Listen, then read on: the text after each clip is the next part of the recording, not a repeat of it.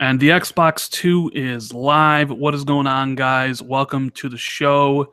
I'm Randall Thor 19, the man with the million. This is Xbox 2, episode number 21. And as always, I'm with my friend, the intrepid journalist from Windows Central, the one and only, Jez Corden. What's going on, buddy? I still don't know what intrepid means. You've called me that a couple of times now. Yeah, I must look it up at some point. I'm pretty good, man. I'm pretty good. Just really warm, playing video games and being sleepy. That's pretty much my life right there. Right. How are you, Rand? How are you? I'm doing good. Originally, we weren't going to have a show today because you're busy prepping for Gamescom. And I was like, okay, that's cool. You got a lot of work you need to get done. But then you were like, no, we need to do this for the fans.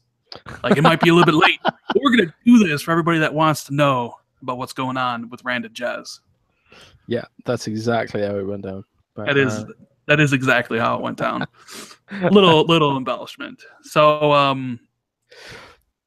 for you guys just joining, thank you so much for watching the podcast. We had our biggest podcast last week. Mike Ybarra from the Xbox team joined us to talk about the Xbox dashboard and everything. That was a pretty cool episode, I gotta say, Jez, huh? Yeah, man, that was amazing. That was really cool of Mike to just come in completely unplanned, completely unscripted, answer our questions without any PR telling him what he can and can't say. That was really awesome of him. And we got a lot of questions done. Hour and a half interview. Like some of the bigger outlets out there don't get interviews that easily with that kind of length. So we are truly blessed. And if Mike's watching, thanks again for that. That was awesome. Yeah. And everybody covered the interview. You covered it on Windows Central, IGN, like they all covered it. It was kind of surreal to see, Yeah, like Game Over Greggy was reading my article on his show. I was like, wow, it's pretty amazing. I know, it's like I've made it. I've really made it. So, anyways, on this episode, we're going to be talking about our Gamescom's predictions. Me and Jez thought up some of the things Microsoft might show off. We'll be talking about Gamescom, Xbox. And now, if you guys have also seen my last video, I kind of revealed the Gears of War 4 potential sales number.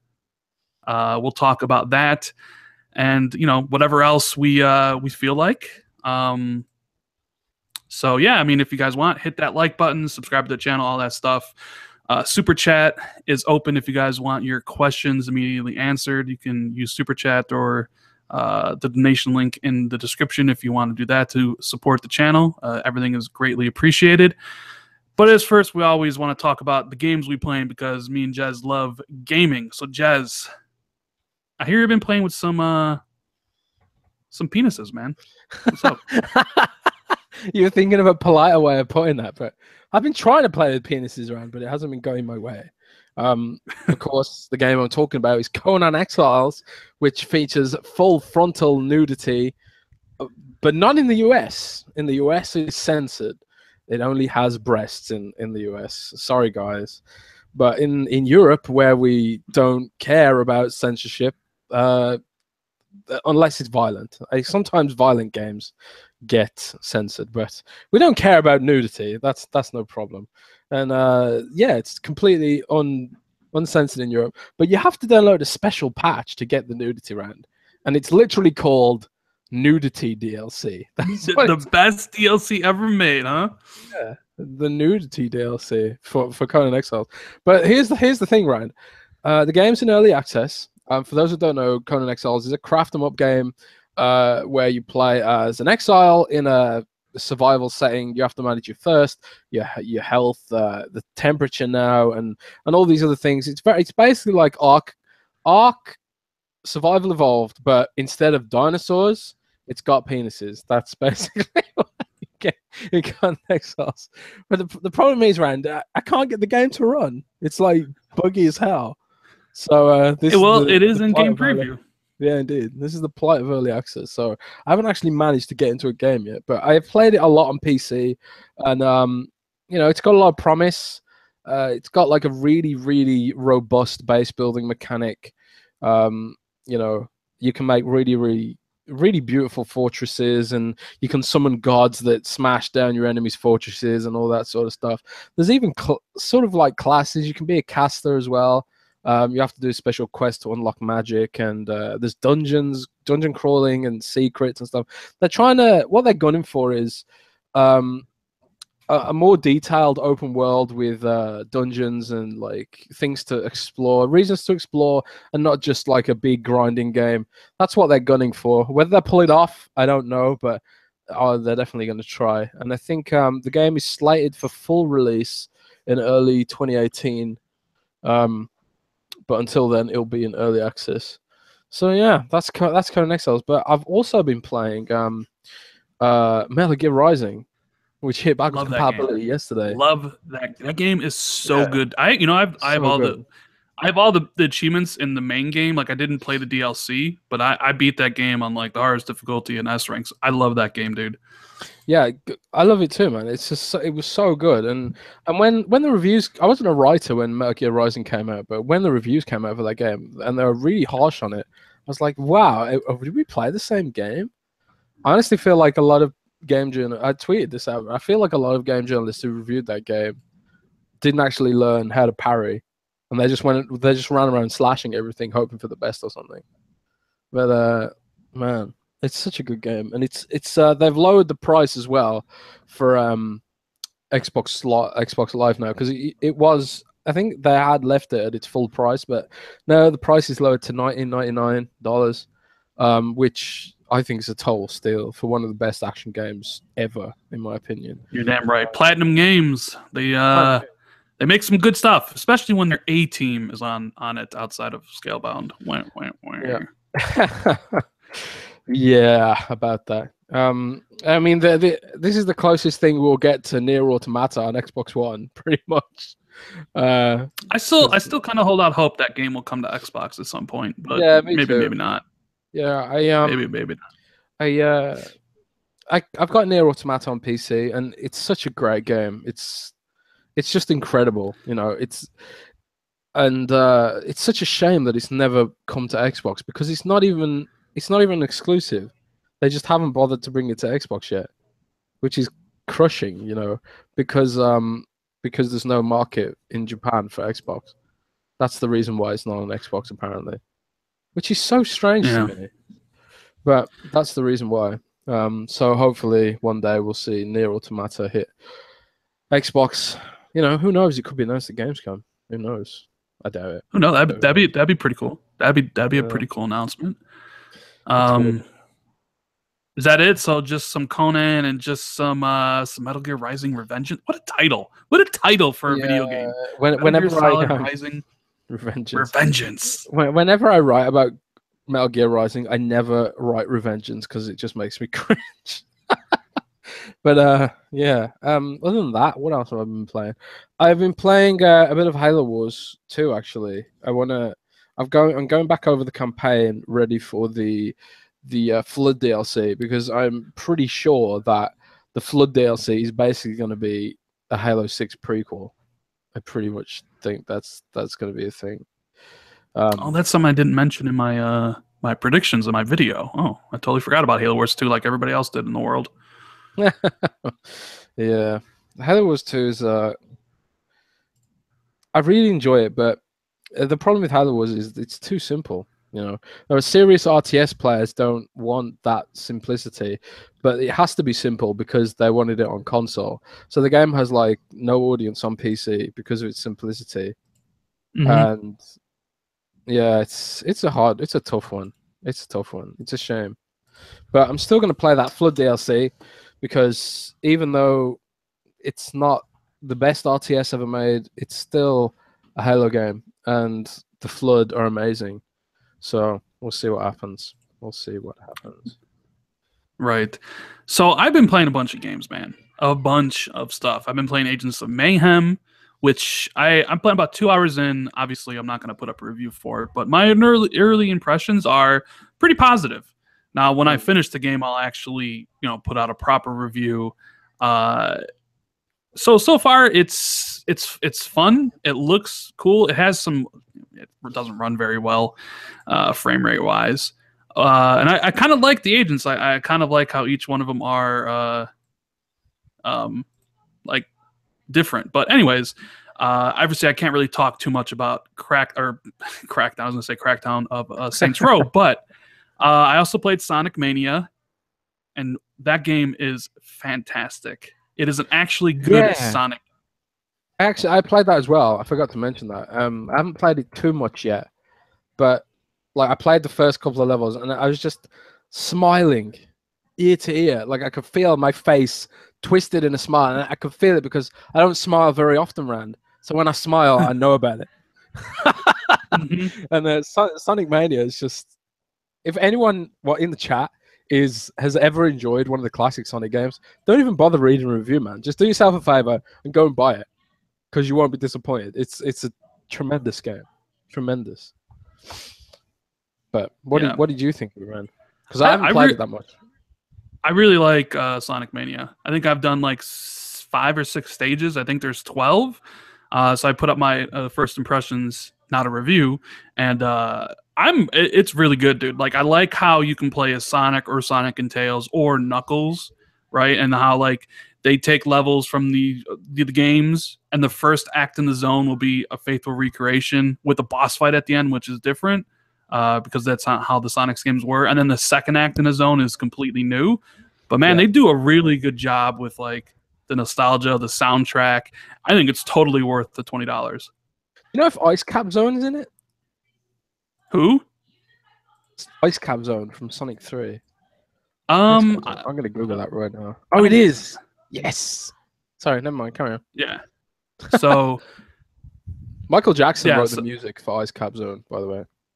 Ooh, I'm also what I would consider about halfway through Uncharted 4. I'm on like level 15, and Jesus, man, that game is something else. One of the best looking console games I've ever seen. Isn't it just a linear shooter? I mean, yeah, it is. It is just a linear shooter, but I know you don't like I mean, but you do kill people. I mean, you love killing people, right? Can you cut their arms off? I don't think you can cut their arms off. No. No sell. No sell. But I am one of those games that I really want to play, but I just haven't had the opportunity because I don't have a PlayStation. Understandable. I'm really enjoying what I've played of Uncharted 4 right now. Honestly, it's really good, and I will have a review up when I finish it. It's just some of these other games kind of take precedence. I'm just kind of playing this stuff for review and things like that, and then playing Uncharted 4 when I can. So when I finish, because I have people, Jazz, I have people that demand things from me in my comment section. They're like, I did a review for Sin Moria EX, right? And they're like, where the F is your Uncharted 4 review and Horizon review, Rand?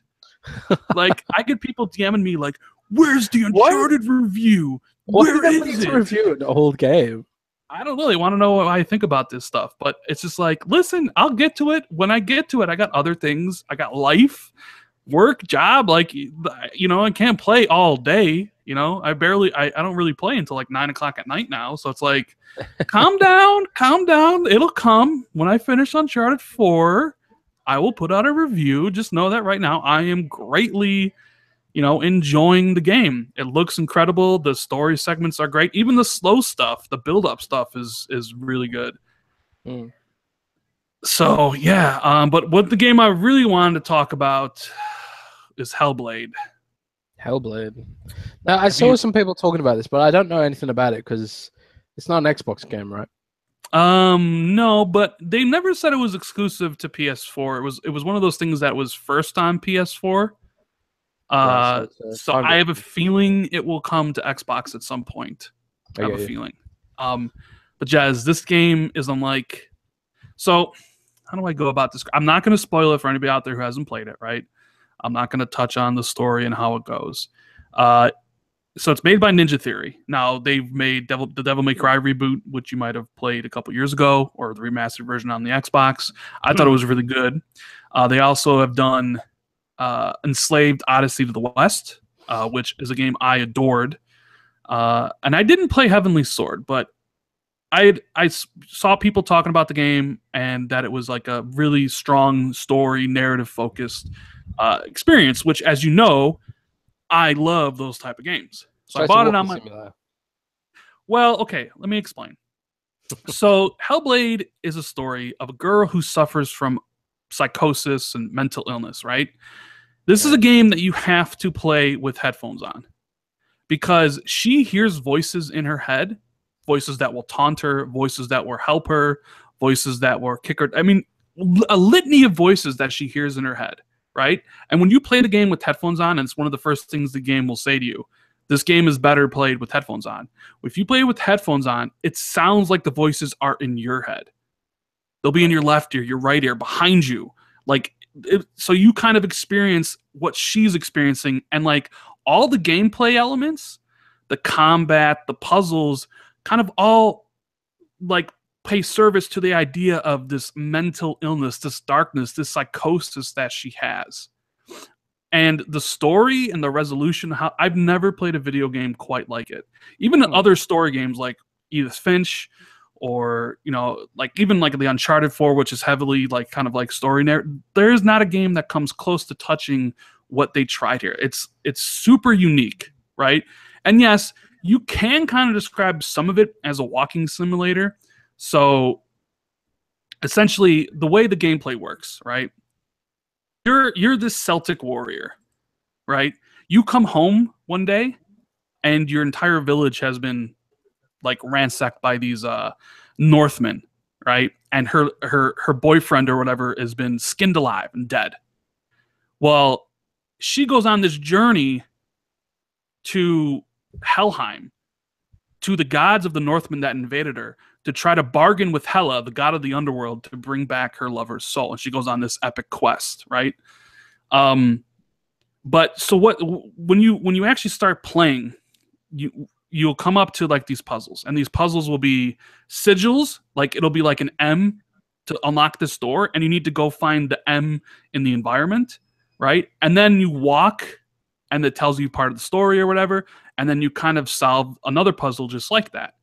And they intersperse the combat in between. So you have a bunch of combat, and the combat's actually fast, fluid, easy, but it never got old in the 7 hours I played it. So it was, you kill people, like a lot. But in between those segments, going from puzzle to puzzle, you do a lot of walking. You do a lot of looking around the environment for the audio logs, which kind of tells the story of like the Norse gods, about Balder and Odin and Ragnarok and stuff, because it's set in that kind of time period. Ragnarok isn't a god; it's an event. Ragnarok is the prophecy of the Norse. Just you know what I'm talking about. When the gods go fight Ragnarok, we know what I mean. But it is such a touching story, Jez, about one girl's journey through the fucking, her own mental illness. About you, Rand. You know what I've learned about you, Rand, doing this show? What? You're a sensitive guy. You are a sensitive guy. I'm sensitive? What do you mean?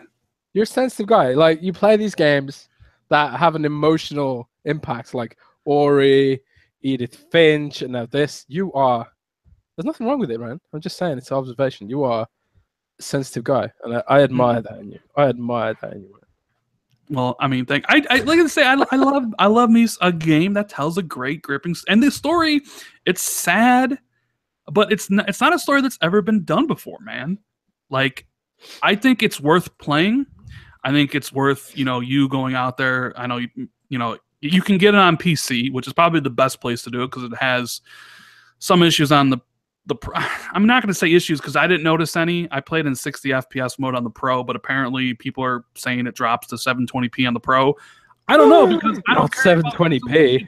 I mean, the game looked freaking gorgeous, dude. Like, I don't know what resolution it was running at. You know what I mean? Like,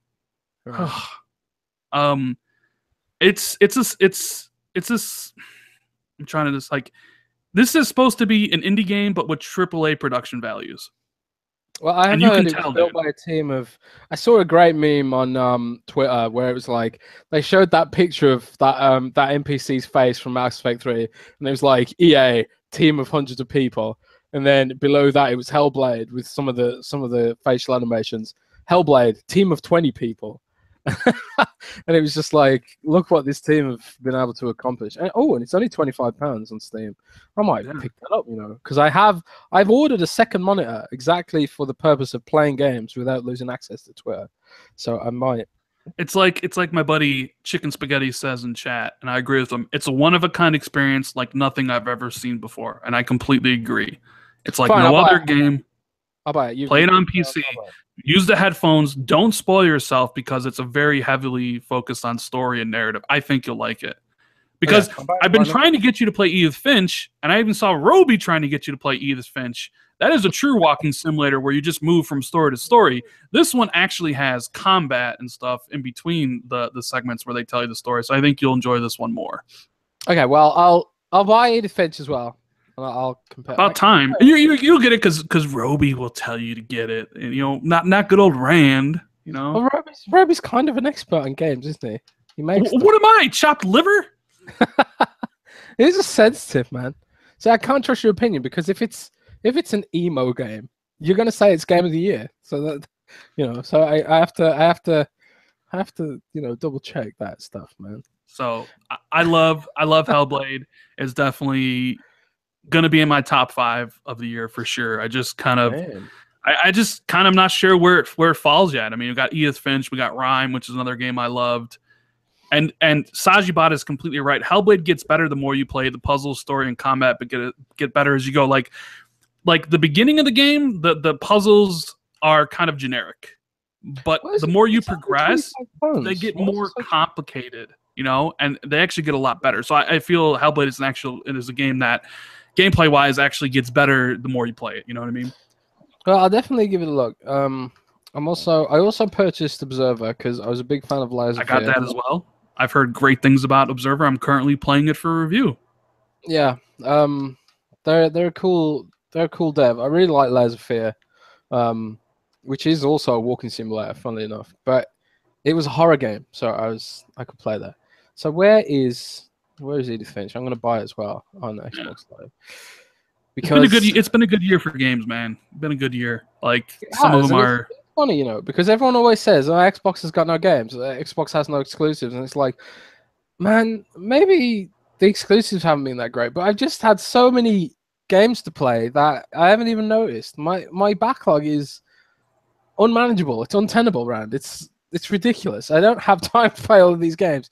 How are people upset about the game situation on Xbox? Like, do these guys not have jobs? They play games all day, every day. I don't get it. It's the whole exclusive thing, which I guess we can delve into, since you're talking about that. Me and you discussed that Gaming Bolt article about the exclusives between that and the Wii U or the Switch, you remember? Where it was, well, what did they say? That the Switch has more exclusives in 9 months than the Xbox One has the last 2 years, and you said to me that was just the worst pure form of clickbait trash you can imagine or whatever. Yeah. Well, those are the type of people that they're, the whole exclusive things, because to a lot of people, the multiplats don't exist. It's literally just the exclusives. You know what I mean? The thing about Gaming Bolt is, and I don't like shitting on other outlets, but they seriously know what buttons to press to rile fanboys, and they do it for the clicks, And the problem with that is people notice over time, and maybe it works in the short term, but in the long term, they're just going to make themselves look bad. But the Switch just launched. Of course, the Switch is going to be front-loaded with exclusives because that's what you do when you launch a console. You have a bunch of exclusives to sell it. And the thing is, Nintendo, they're a really established game studio, and they make lots of games. And the games aren't exactly super AAA budget games. They're just really, really well made for what they are, the Splatoon 2, does that have the same budget as Gears of War 4? No, it doesn't. So no, it's a stupid metric. It's a fanboy metric.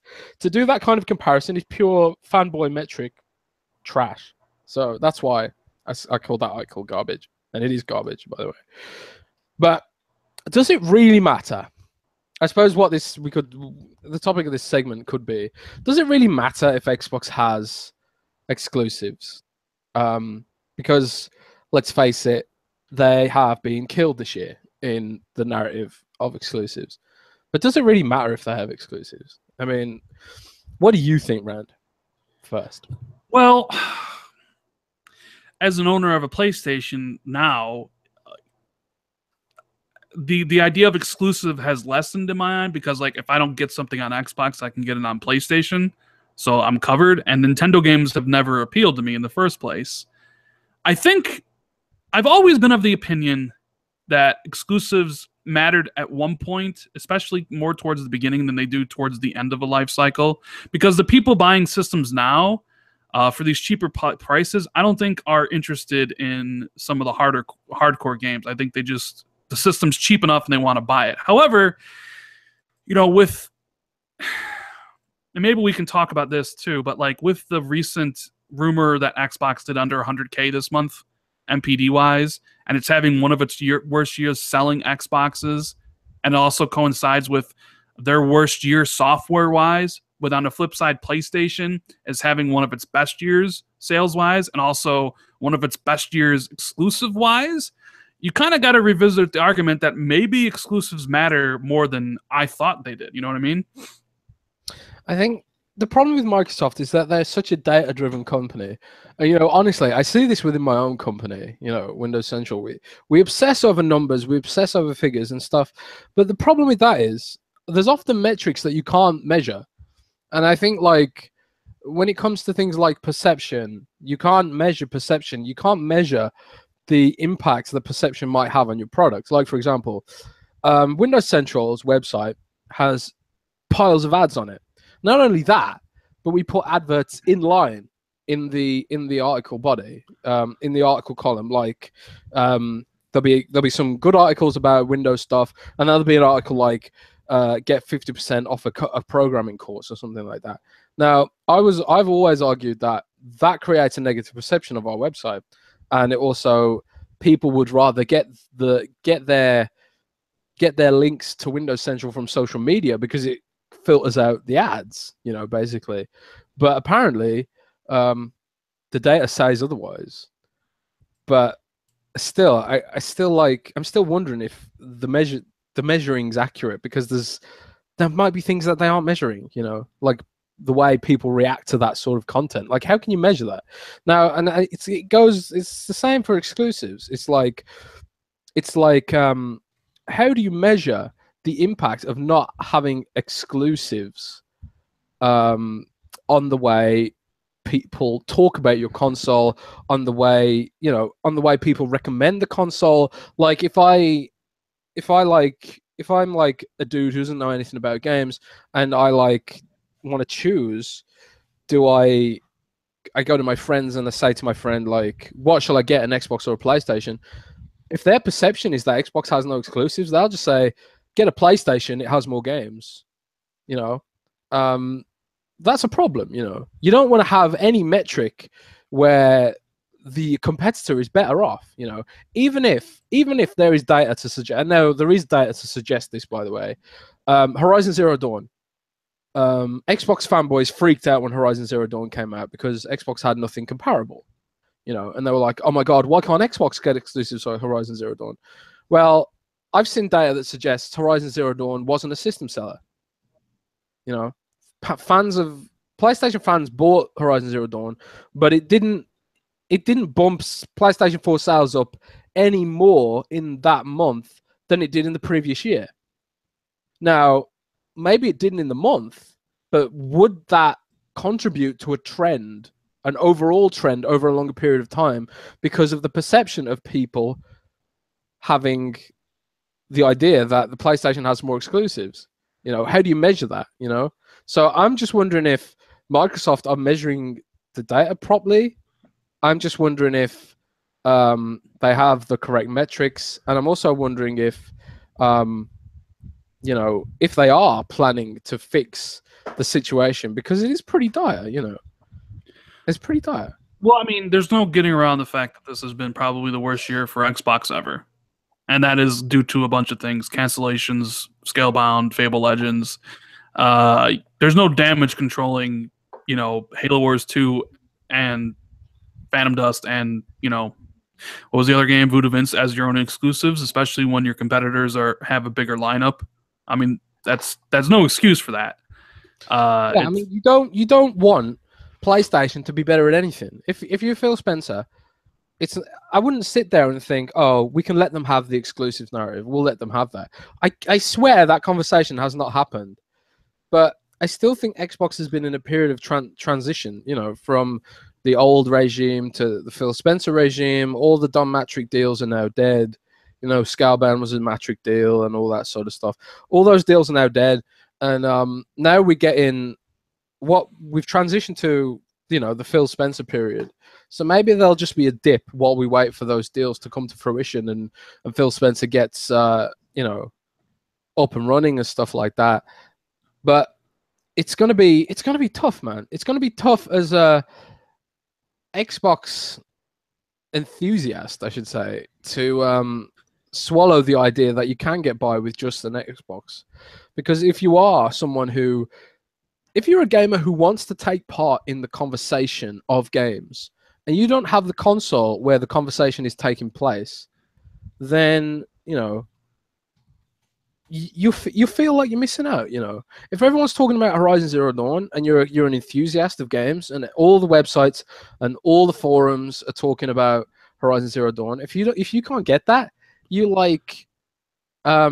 feel like you're missing out, you know. Yeah, and like Hellblade and stuff like that, right? And it's like, and it's the whole Snapchat thing with Windows Phone as well.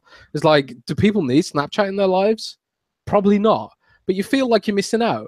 And because Windows Phone didn't have Snapchat, that was a huge point of it not being able to get, you know, sales, you know. So and it's going to be the same with Xbox, and I'm worried that they're looking at the data and saying, well, Horizon Zero Dawn wasn't a system seller.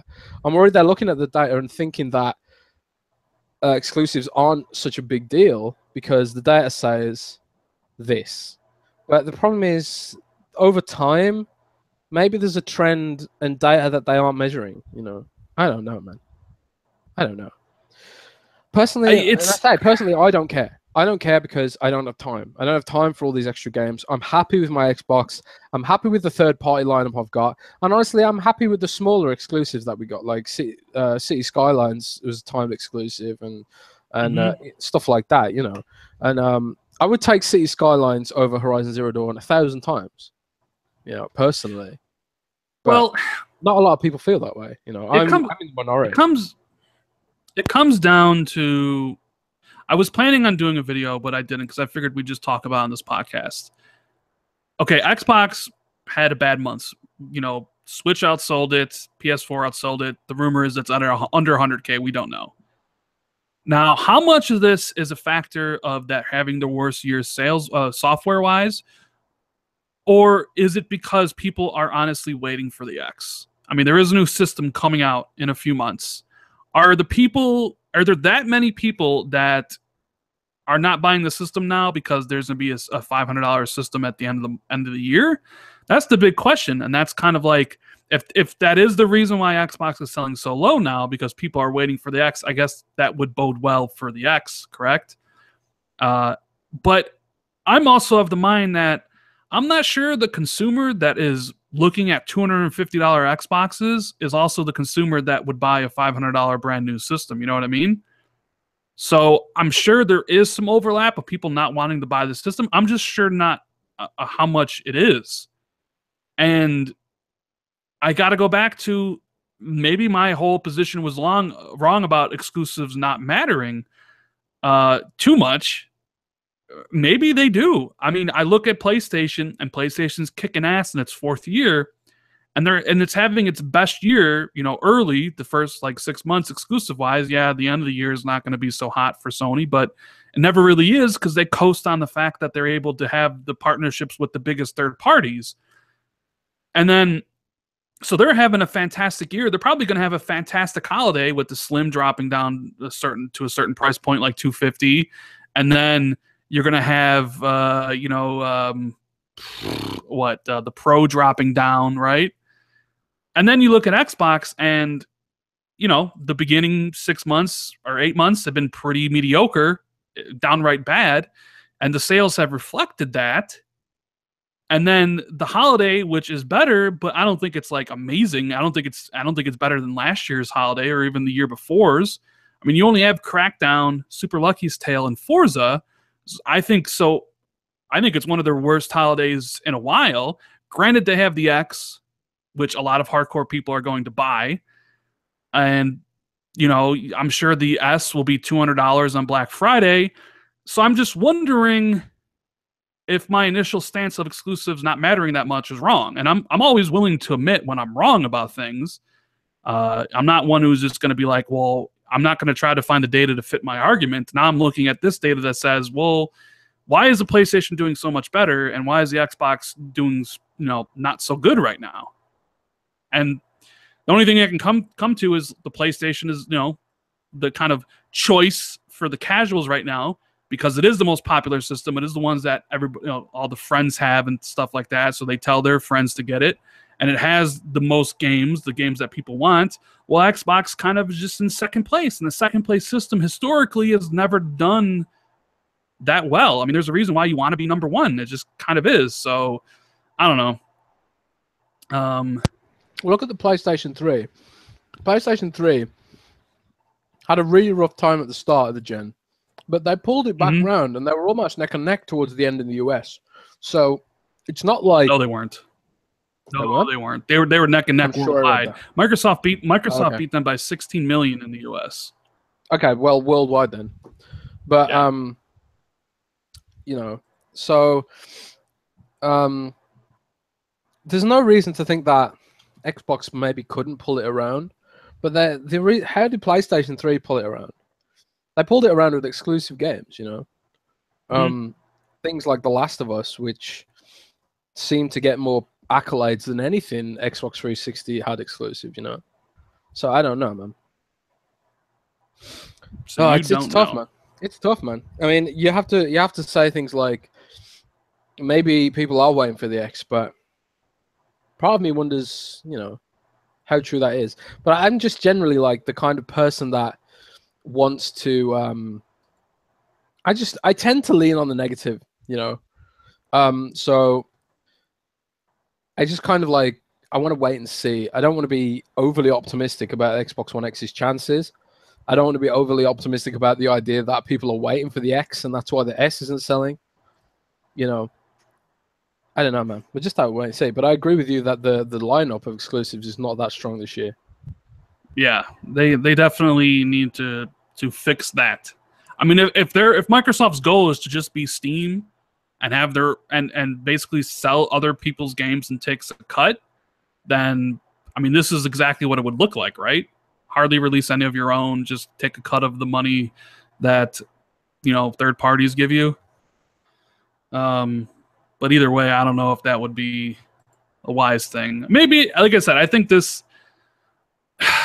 is just because of the cancellations. I think Scalebound, if it was going to come out this year, it'd probably be out right now, and you wouldn't necessarily have that big disparity between the two. So, but you know what, Jez? You want to talk Gears? We had this discussion last night. So I did some detective work, and I noticed that the Coalition had a boo-boo on their website. Now you can check out my video I released a couple hours ago detailing it, right? So essentially they put out this thing, an anniversary article about Seriously 4.0, which is a really hard achievement to get in Gears 4. And they mentioned in the article that only 3,201 people have that achievement, which is not a lot of people. That's very few people. That is very few. Now, Xbox also offers achievement rarity, the number of people, the percentage of people that have the achievement, right?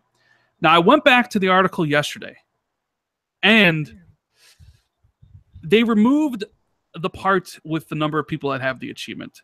They probably realized that someone like me could see that and do basic math and determine the total number, the total player base of Gears 4. And you can watch the video. I go through it all. So basically, you take 3,201, which is the number of people that have that achievement, divide that by the percentage of the whole, which is 0.05%, so 0.0005, and you end up with a total player base for Gears 4 of 6.4 million. Plus or minus 500,000. So it could be as high as 7 million or could be as low as 5.9, depending on how Xbox rounds their achievement statistics, right? How, if they round up or if they round down, right? If it's at 5.4, do they round down to 4? Or 0.054, do they round down to 5? Or is it 0.045 and they round up to 5? Either way. So it's like plus or minus 500,000 on either side. So I remember when I told you this, I said to you in DM, I'm like, I figured out the sales for Gears. And what'd you tell me? Well, let's just say I wasn't that faithful. I wasn't that faithful in the sales figures, put it that way. Yeah. So Jez was like, oh, it's a low number. I talked to Tim about it. I talked to my friends, and I'm like, no, this is the number. It's 6.4 million that people that have played Gears of War 4. Now, I see people going crazy in the comments. I see people going crazy in the comments of my own video. I don't think they understand exactly what I'm saying. 6.4 million is the number of people that have played Gears of War 4 on Xbox One and Windows 10. That is not the sales figure. That is just the number of people that have loaded the game up and put the game on their gamer card, because that is what the achievement rarity tracks. Yes, this, if you buy the game and you game share with a friend, obviously that friend can play it, and it counts to the number. Yes, if you play local co-op and with another account, and it goes on that account, that person can play it. Yes, it had a free trial, blah blah blah blah blah, all that stuff. It's all in there, but also doesn't take into account people who bought the game and never loaded it up. So the max figure is 6.4 million. So I figured you could probably cut off 1.4 million of those accounts as people who didn't buy it or rented it or whatever. So you're probably looking at around 5 million sales for Gears of War 4. And a lot of people just don't want to accept that as a possibility. A lot of people don't even want to accept the fact that 6.4 million have even played Gears of War, Jez. Well, it's just fanboy stuff again. It's like, why would you not want to celebrate the achievement of a huge team of, developers and stuff? I was surprised that it was that high. I was really, really surprised. But it wasn't. It was also in line with, what I'd heard about the game's sales in comparison to other similar titles, which I did know the sales for. So, congrats to the coalition. But at the same time, I still think that for Gears to evolve and take it to the next level, the next game needs to do something else. They need to change up the formula a bit. I think that's what I'm trying to say. Because the thing is, Rod Ferguson said, going into Gears 4, he said, to innovate, you have to betray fans' expectations. But Gears 4 didn't betray anyone's expectations, did it, Rand? Am I crazy in thinking that? Gears 4 was exactly what everyone expected. It was a great Gears game. It was just a great Gears game. It was like the perfect Gears game.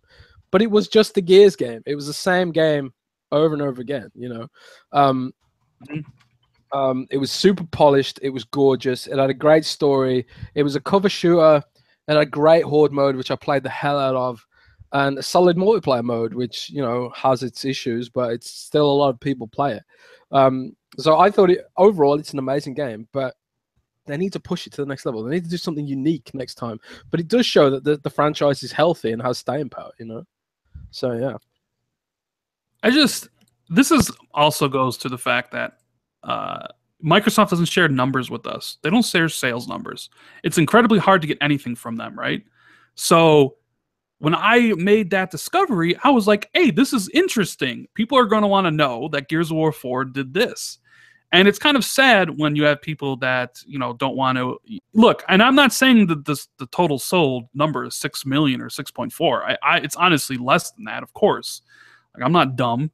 And I don't think any of you guys watching are dumb. It's just, it's just math, man. Like, Microsoft takes the achievement statistics and all that stuff extremely important to them. So that's why I said in the video, I'm taking two things as absolutes. One, the achievement rarity is right, you know, because if it's not, well, then what does that say about Microsoft? So I got to assume that their own initial statistics that display to users are correct. And two, that the number they give 3,201 is a very specific number. I mean, it's 3,201.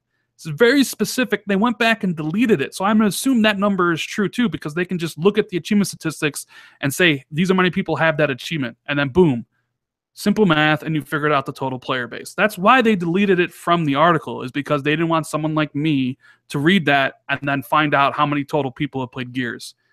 I just kind of think it's funny that a lot of people out there are like, you know, there's no way Gears is that high. Like, I have people messaging me like, that's impossible. Gears, there's no way that many people play Gears. I'm like, did you want the game to fail? I mean, if so, like, why? I mean, don't we want to celebrate games doing well? I want every game to sell well. Even games I don't like, I still want them to do well, because I want developers to have more chances to make games that I can play. Like, I don't understand this idea that that it's not possible and that the game had to have failed. You know what I mean, Jez?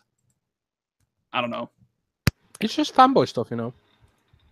That's Just what it is. fanboy If stuff. people want Gears to fail, they're a fanboy. If people want Last of Us 2 to fail, they're a fanboy. Simple as. Yeah. And, you know, we're not talking about if the game was disappointing or not. I mean, I thought the game was really good. I think Jez gave it, what'd you give it? 5 out of 5? I give it 5 out of 5, which is not 10 out of 10, by the way. I gave it 5 out of 5. And you love cutting up people in chainsaws. Yeah, it's the quintessential chainsaw game. Although Doom probably usurped it. I don't know. But yeah, I thought it was solid. I thought it was really great. But so, as I say, I have higher expectations for Gears 5. So if you're listening to the Coalition, pull the lead out, man. Yeah. We need a chainsaw thrower in the next game that shoots chainsaws. Maybe. Yeah, King Lo says something interesting that I've seen people talk about. PlayStation guys don't think it's possible for an Xbox game to sell well. They don't think it's possible.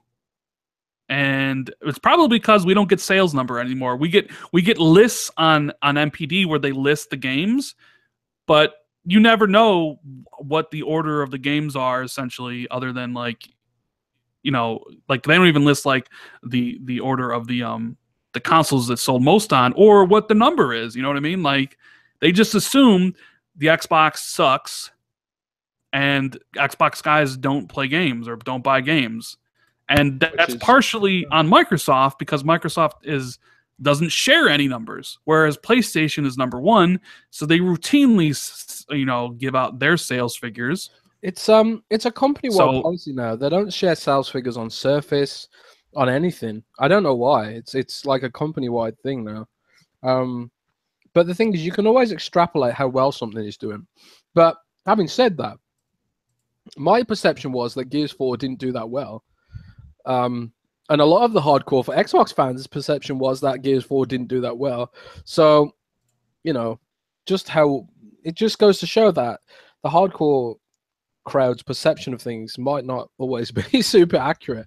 And until you've got the hard figures in front of you, making assumptions is just a complete waste of time. And I should take my own advice, because I've done that plenty of times.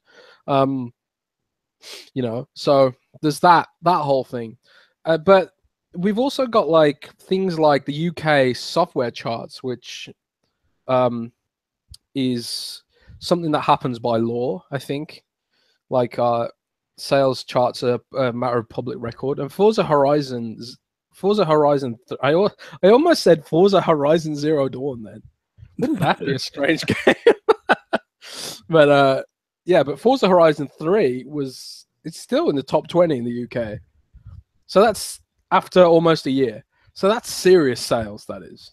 I mean, you can sort of extrapolate from the UK charts. If the game is doing well in the UK charts, chances are it's doing well in the US charts. So you know Forza Horizon's done really well. And I have heard that Horizon Zero... Oh, God, I did it again. I have heard that Forza Horizon 3 had done even better than Gears. So that's serious sales figures right there, I would expect. Right. Interesting to find out. But so maybe you know, putting out the numbers for Gears will shut up some of the people that said it sold less than 1 million and it was a complete and utter disaster. That was one of the reasons why I did the vid, because you want to get the right numbers out there. So looks like Gears did. Now it may not have did Microsoft's like projections, like, because I did always hear that Microsoft expected more from Gears, so maybe like they were expecting 10 million or something, and it didn't do 10 million or whatever. But that's what it is for Gears. You can go watch the video that I posted to get a little more detailed rundown of everything. But yeah, so Gamescom, Jez. Gamescom. What are you doing to prepare for it, man? What does Jez got to do to prepare for Gamescom? Well, in the industry, they call this the convention season, where you've got E3, you've got PAX, you've got Gamescom, and in the UK, you've got EGX, all back to back, and it's an absolute nightmare. I'm so busy in the summer, and then moving forward towards the winter, it's even worse because that's when all the games come out. So it's the busiest season for people working in the industry, and a lot of sleepless nights. And if it's hard for me, I dread to think what it's like for people who are actually making the games and doing the marketing and all that stuff. I doubt there is. I think there's a lot of coffee being drank at Xbox HQ right now. So, as for me, it's a lot of emails going out to companies and begging them for appointments, so I don't have to queue, and just checking out loads of games, man. My calendar is absolutely rammed with games that I'm going to check out.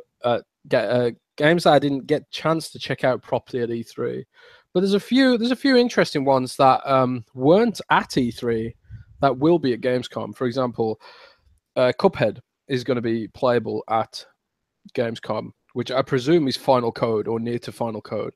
So that'll be interesting. Hopefully there's an opportunity to hopefully there'll be an opportunity to get hands-on with that and maybe do some video recording.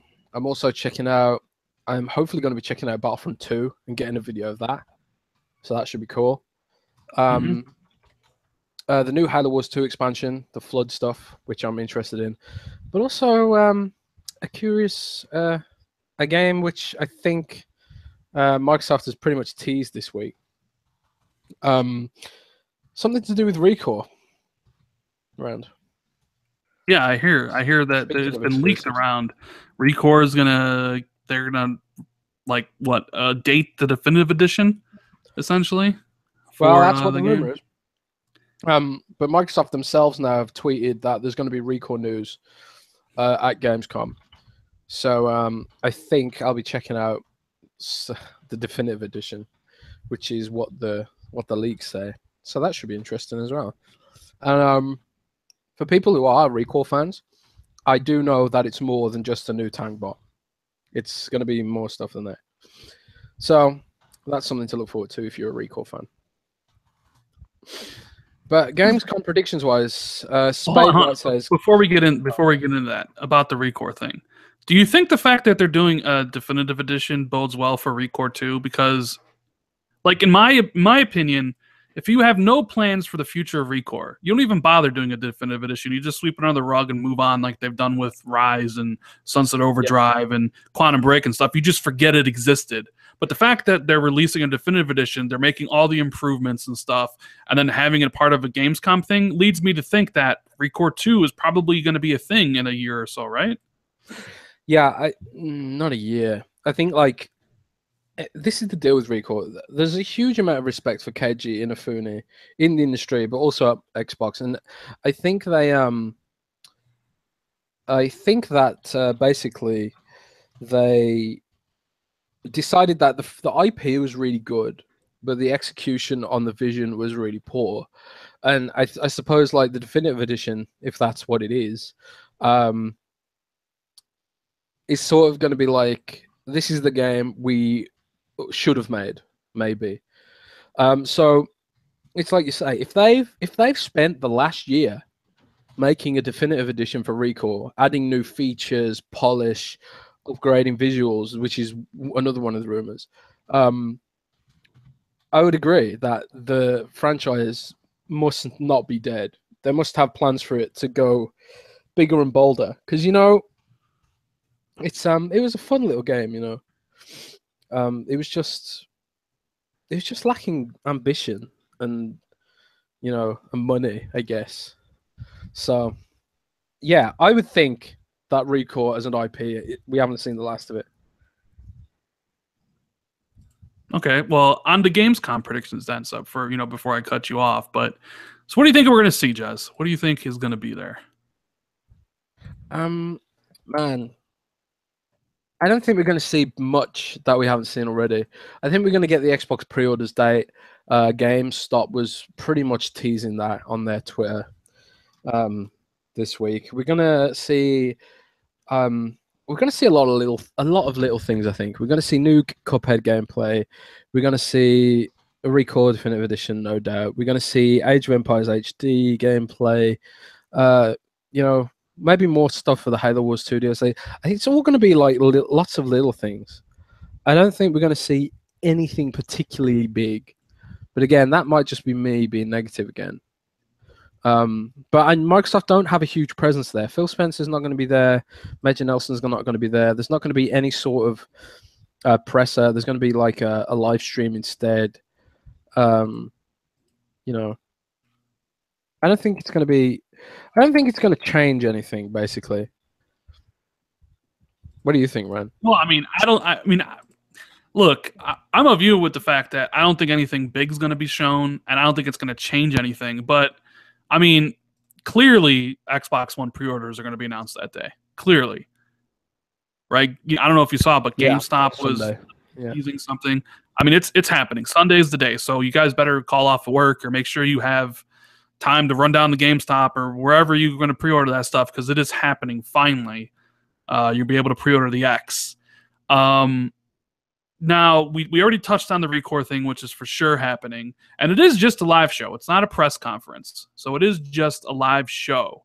I would also imagine that you'll see more from Forza, right? Because it is Forza's huge. Racing games are huge in Europe. So you're probably going to get a heavy dose of Forza Motorsport 7. I would assume that they'll show more of Super Lucky's Tale. And Crackdown 3, Jazz. A lot of people want to know about Crackdown 3 because ever since E3 and ever since the San Diego Comic-Con, we've heard the litany from people, just wait to Gamescom because they're going to show off multiplayer. They're going to show off the destruction.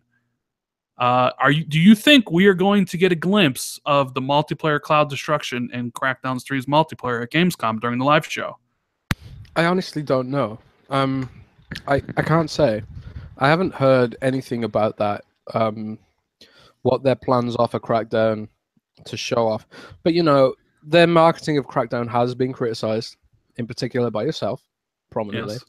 I don't think Crackdown's getting the showcase it deserves. But Crackdown's a hard game to sort of convey because it is cel-shaded. It does look cartoony.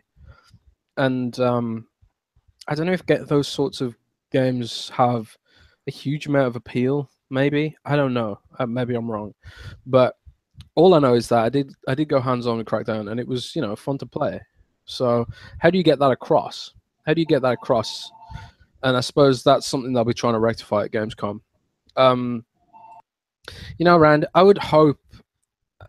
I know this isn't going to happen, but I would love it if they teased a big AAA game for the future, whether it's like, because they've done that before, they announced Halo Wars 2 at Gamescom. I would love it if they just teased some of their plans for the future, whether it's Perfect Dark or even if it was a new Viva Pinata. I'd be all over that, man. I would totally be all over that too. But Microsoft's not doing that for whatever reasons. I mean, you're going to get Forza, like I said. You're going to get Crackdown, like we mentioned, and you're going to get Super Lucky's Tale. Now, in my prediction video, I did say that I did throw out this kind of off-the-wall prediction about Crackdown. Jez, do you want to hear it? I want to maybe get your thoughts on it. Go on, then. I have this feeling that the Crackdown multiplayer is not going to launch with the game in November. That it's going to launch next year, that it's not ready. Just a feeling I have. I don't know, like how unwilling they are to talk about the multiplayer. it leads me to believe that maybe it's just not ready, and they'll launch the game with single player and co-op, but the multiplayer will be next year. What do you think about that? You think that's possible, or do you think I think that'd be a catastrophe if it turns out to be true. I think if they try to sell the game at full price with the promise of multiplayer coming later, I think that would be a catastrophe. But I also agree with you that it's probably possible because it's being developed completely by a separate studio in a separate country. So I do think it is entirely possible that the multiplayer could be delayed. I think it would be a huge mistake for Microsoft to split the game into two parts. And I think it'll cripple the game. I think it would absolutely cripple the game, and no one would stand for it. So yeah, I mean, it's just a prediction. I don't have any. Hard to put a positive spin on that. So hard. So I don't have any insider info, so I'm not saying this because I know. It's just a prediction I had, just a thought. Because to me, I view E3 as the pinnacle. If you want to show the best of your hand at that point, right? And I think maybe the best they had of Crackdown was the single player, just simply because the multiplayer is not ready. I don't know. I have just sneaking I can't even say sneaking suspicion that either we won't see the multiplayer at Gamescom or we will, and they say coming 2018 or something. You know what I mean? Yep. But there's that. I'm also assuming Ubisoft and Warner Brothers are going to want to show off Assassin's Creed and Shadow of War again. So you'll probably see that because Microsoft does have the marketing deals for those two games. And they would probably love to show it off one more time before people go buy it. So those will be there. I also think we'll get the Avatar breakdown. I know you wrote an article about the Avatars. I think we'll probably get a video explaining how they fit into the whole new home and stuff like that. Do you think, is that a possibility? They show off I think the it might Avatar be stuff? too early. I think so? It might be too early. I know Avatars are slated to come with this preview wave, but they're still... At least the app that's on Xbox right now that you can't access without some magic.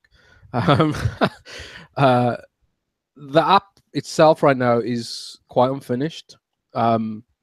So either the build that's on Xbox is really out of date and they've got a much more advanced version internally on internal rings, but either that or it's probably a few weeks out yet. But the new avatars are awesome, man. They're really, really cool. And I agree with Mad Max. I want to see more Metro Exodus. I think that's the game I probably care about the most seeing at E3 this Gamescom this year. Metro Exodus is going to be special, man. Yeah, that game's gonna be pretty badass. So honestly, thinking about what else they could show at Gamescom, I'm not really sure because you have what you know is going to be there, Recore and their current games and stuff. Yeah. And the thing about Gamescom is it's not like E3. It's not a media event. Gamescom is a convention. It's it's more like Comic-Con. It's where people go to celebrate their love of gaming. It's not like a media circus. There is a media aspect to it, but Gamescom is for the public. That's how it's designed. It's all the booths are set up with huge areas to queue, whereas E3 is just sort of like this.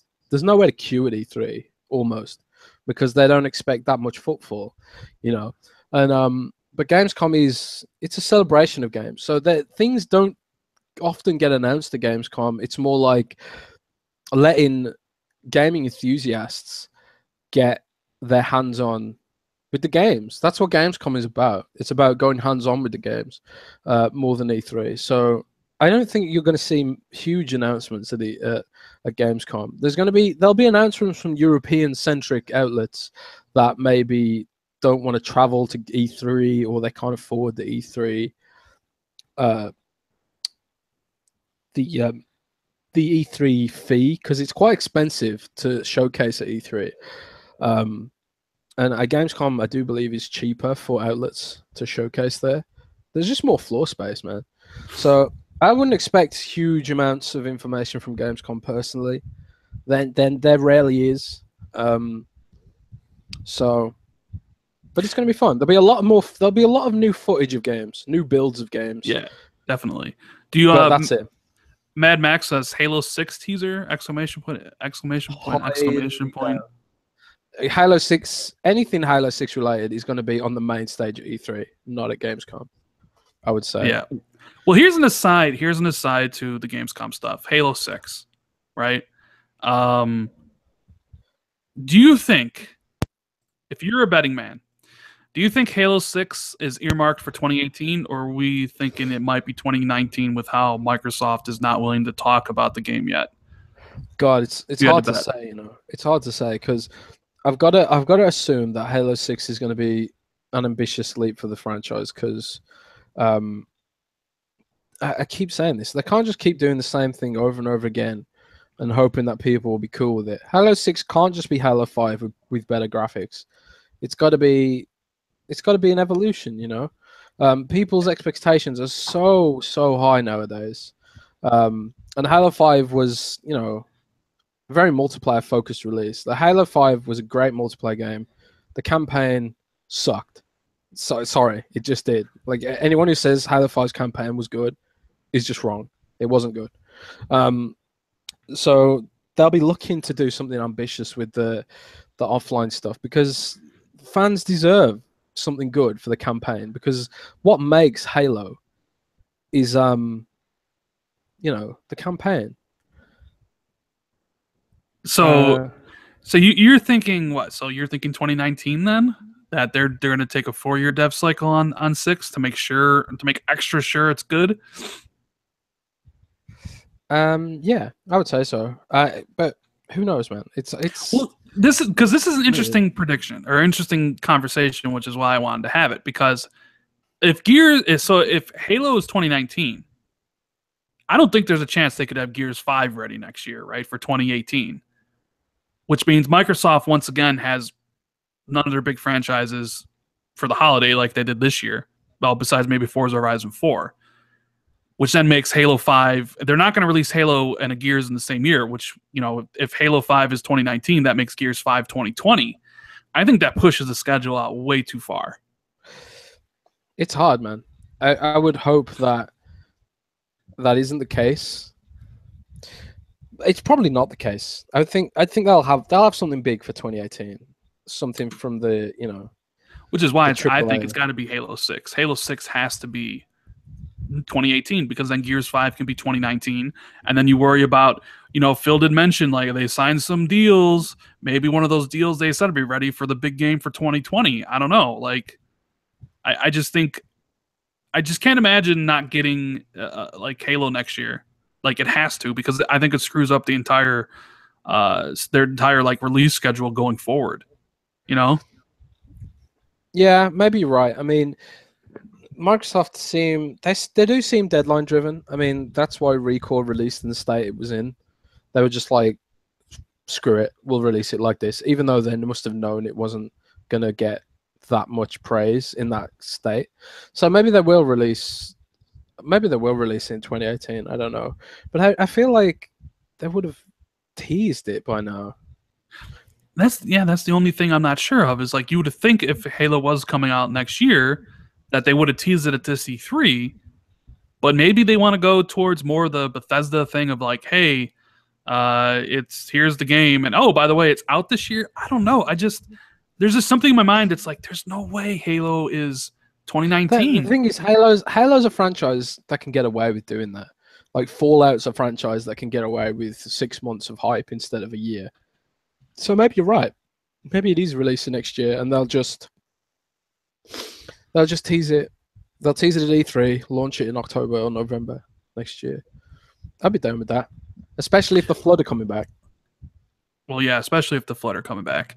I mean, you have like, you know, Forza Horizon 4 will be coming out next year, but for whatever reason, people don't like think car games or driving games are, number one, real games, or that they're like big games, you know? Like Forza Horizon 4 or, you know, Forza Horizon 3 last year is probably one of the best-selling games. In fact, it's one of the highest-rated games, period. I think it's like a 92 on Metacritic. Yeah, higher than Horizon Zero Dawn is.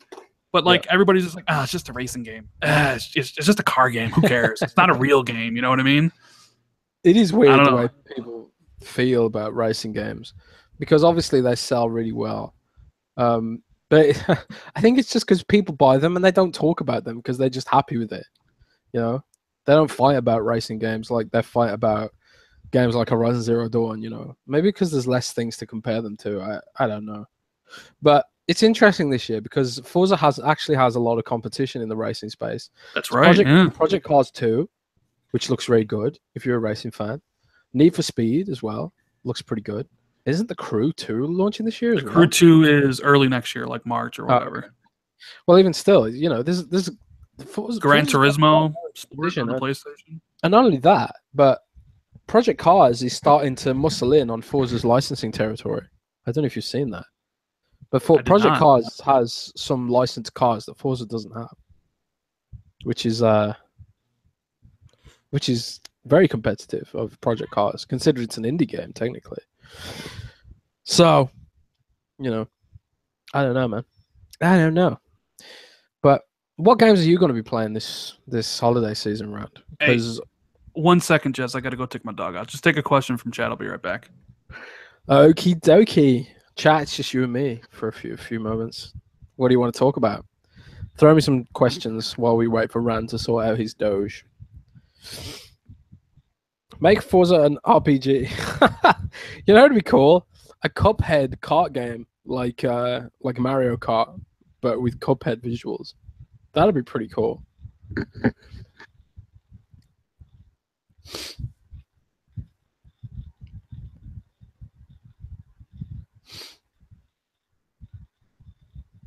What games are you guys going to be playing throughout quarter 3 and 4? Jez C, will you sign my Titanfall controller at Gamescom? I will, but I don't know why you'd want my signature. Why on earth do you want my autograph? That's very strange. Hey, Jez, can we get some mods in the chat? I'm watching chat. I'm a great mod. You don't need more mods. You just need me. What kind of dog does Rand have? I don't know, but the thing is, because of how sensitive Rand is, I'm just going to guess that it's one of those little sort of Chihuahua type sort of dogs, you know, like a Pomeranian or something like that. Jez, what do you think Xbox X pre-orders have been delayed till now? I honestly don't know. I just don't know. I don't think it's a big deal. I don't know, man. Maybe Microsoft wanted to get something specific in place before announcing the date. Hey, Orbital, I really appreciate that, man. Well, if you want a signature, you can have one, buddy. Hey, Jez, let's talk about 343 and the Coalition making new IPs. I don't know, but I don't know about that, man. Establishing new IP in 2017 is so hard. I mean, we've seen Microsoft do it with Rise. We've seen Microsoft do it with Quantum Break. I tell you what I would like to see. I would like to see the Coalition have a crack at Rise 2.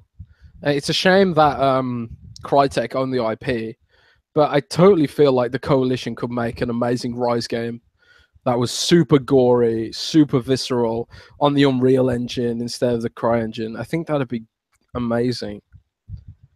But it's a shame because Crytek own the IP. Maybe Microsoft could buy the IP from Crytek because I've heard they need cash right now. Rise was great, man. I really loved Rise. It's just a shame that it was another second-party game, and second parties are hard to control.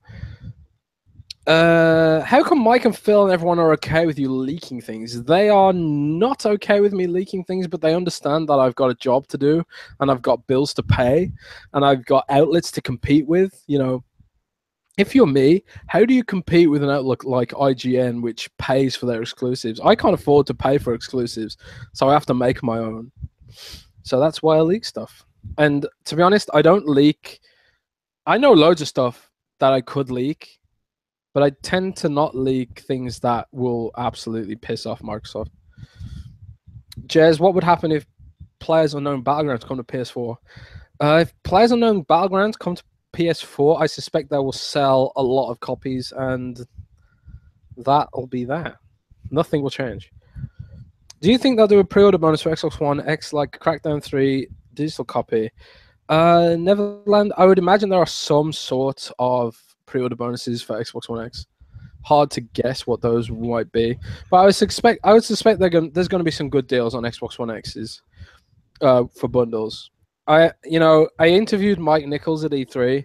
Mike Nichols is in charge of all Xbox marketing, and he basically teased special edition Xbox One X's to me. Because I asked him, like, will we see a Gears of War 4 special edition Xbox One X?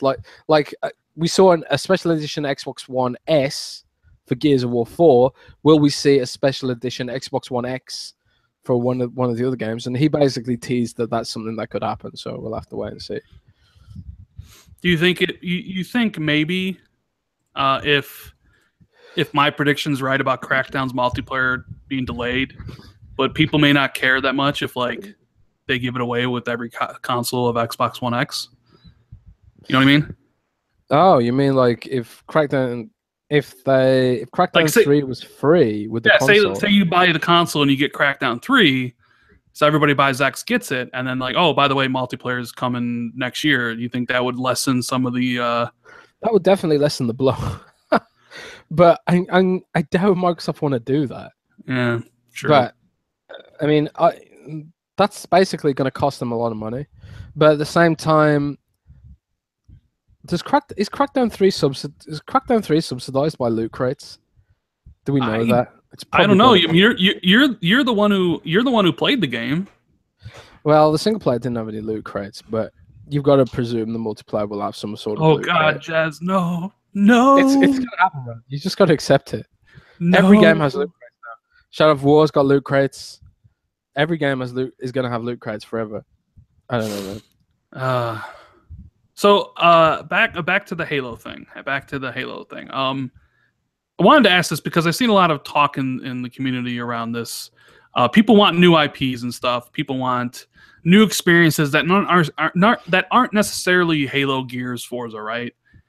Would you be cool with the idea of splitting 343 Earth Coalition into two teams, have one team make Halo while the other team makes a new game, instead of like the whole team working on Halo 6 or the whole team working on Gears 5? Halo. I mean, I don't know why people think.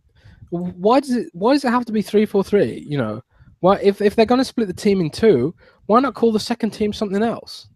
Why does it have to be 343? I don't get it. Well, I'm assuming if they work out of the 343 building, you know, then they would be 343. I mean, or are you just a fan of, say, screw that, just build a new studio, hire a bunch of new people, have a studio, and this is what you make? Would you prefer that? I had this conversation with Aaron Greenberg, you know, and in an interview at last year's Gamescom, actually, and we talked about how like people just think Microsoft can throw money and just build a Naughty Dog out of the ether. That's not how it works. You know, there's not that much talent, AAA game dev talent. There's not that much of it going around. You know, all the most talented devs are all already hired by EA, Ubisoft, and your Activisions of the world.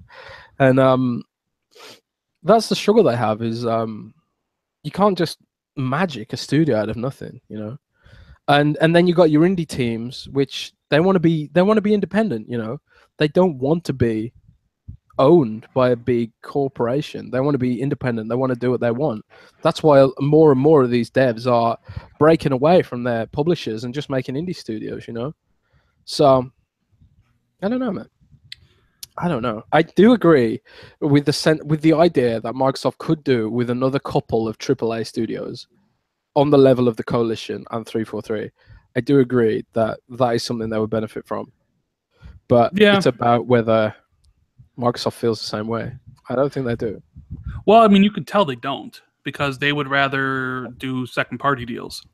They would rather hire Armature Studios to do Recore than build a studio to have them make that game. They would rather partner up with Crytek to do Rise and do that game. They would rather partner up with Sunset Overdrive, or Insomniac to do Sunset Overdrive and do that. Microsoft is all about partnering with people because it's expensive to run your own studio. It's a lot of overhead, which is why they shut down Lionhead, you know?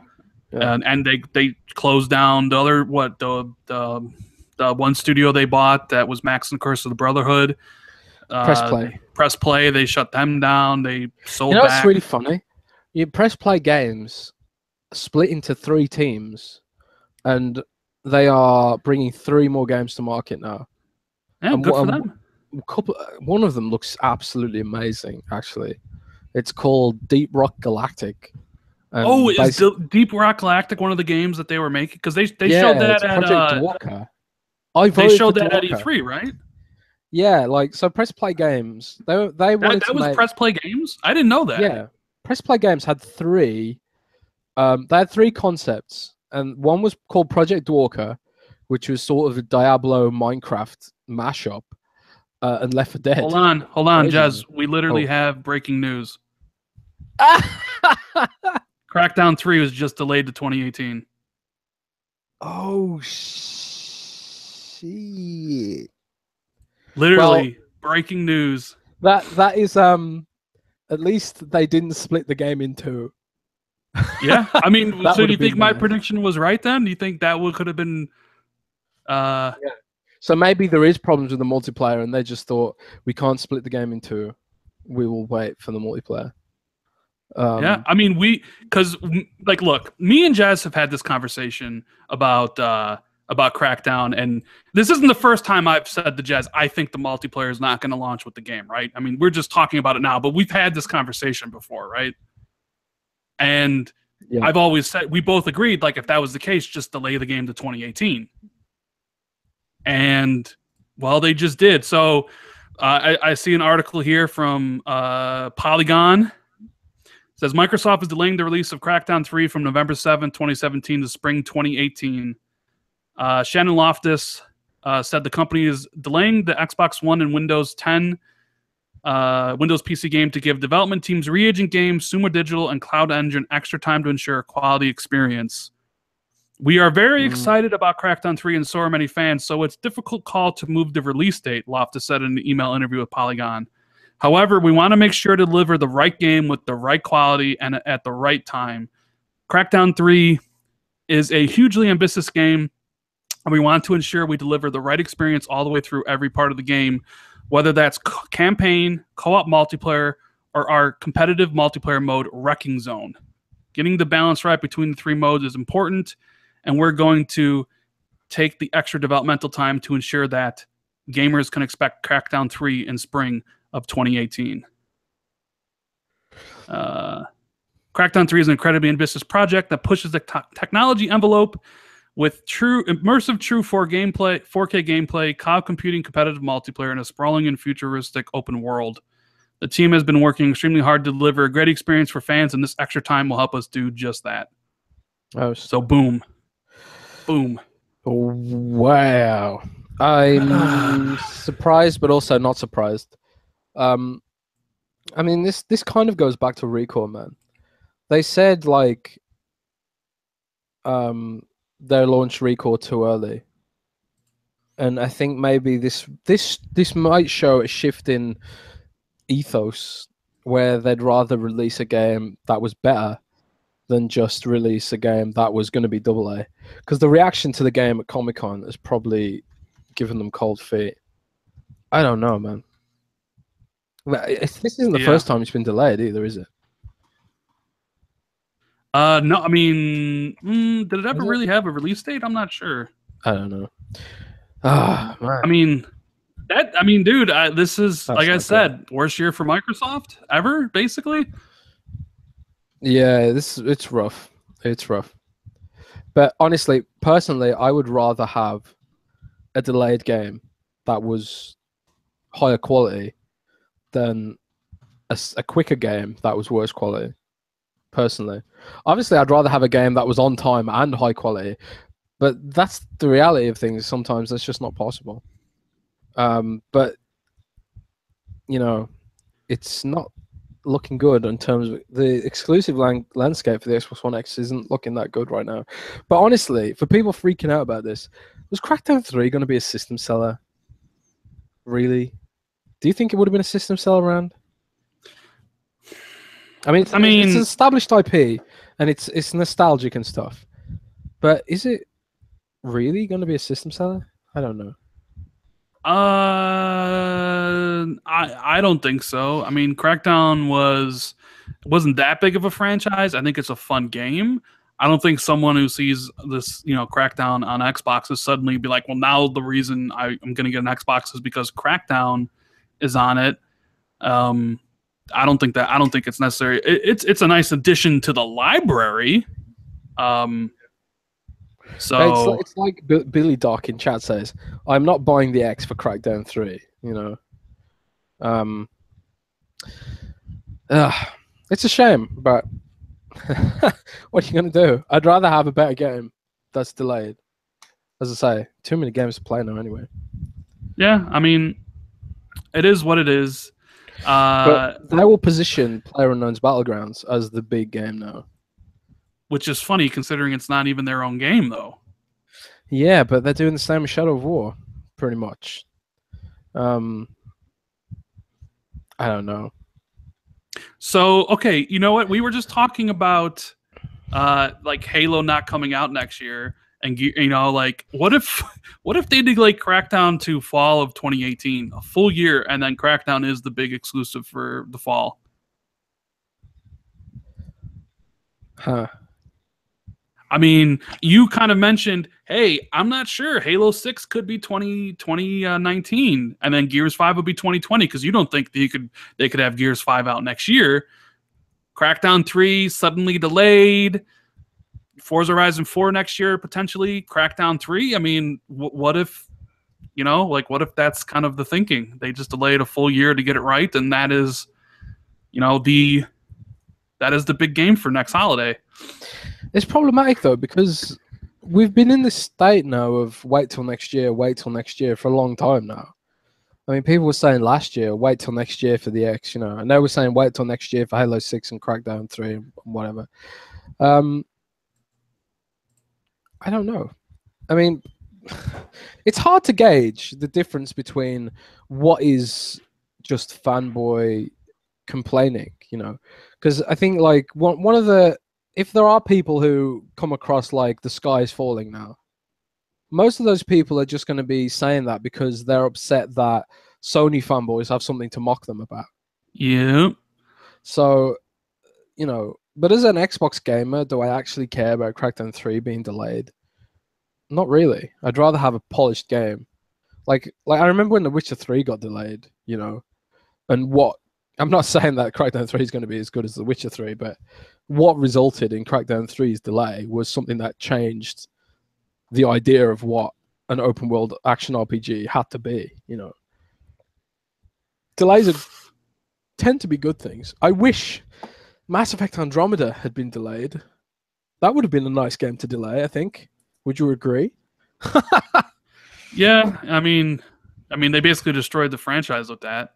I mean, Microsoft, they are gonna take their hits. I mean, this has already been a bad year for exclusive game wise for them, and now they take one of the games and they move it.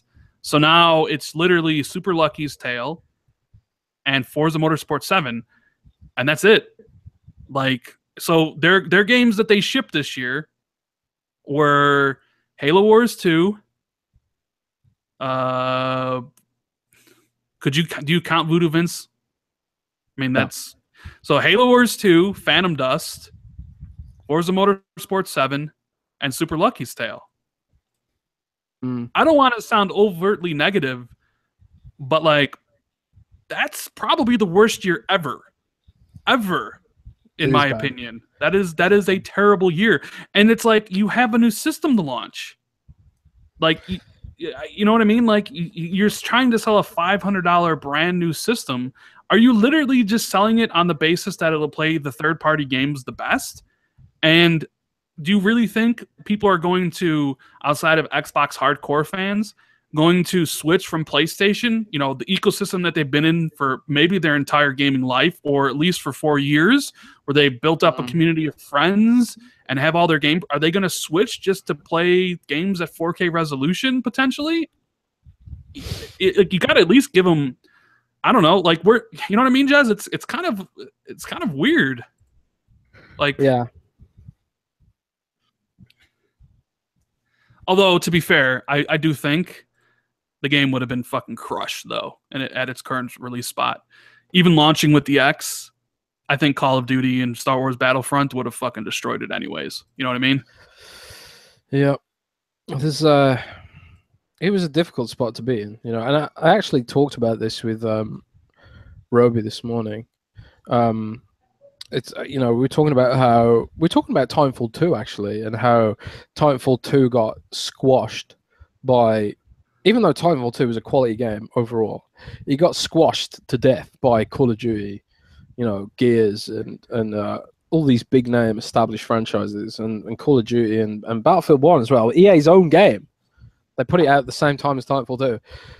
So this could just be a good thing, you know. It's going to be a good thing for the game. It's going to be good for Crackdown, but it's not going to be good for Xbox. You know, Taco was right. He says, Rand, I remember you saying Crackdown 3 was going to do fine in November. And I thought it was. I thought launching with the system would have made it fine as like, hey, you know, this is the game people are picked up. But then like the more and more I saw of the game, the more and more I questioned that. And even when I made that one video about the Comic-Con stream, I questioned like, you're not doing the game any favors, you know, and I started to kind of like back away from that. Like I said, like I'm willing to admit when I'm wrong about everything. If, you know, something comes out, was like, I'm clearly wrong on that stuff. Like I'll admit I was wrong.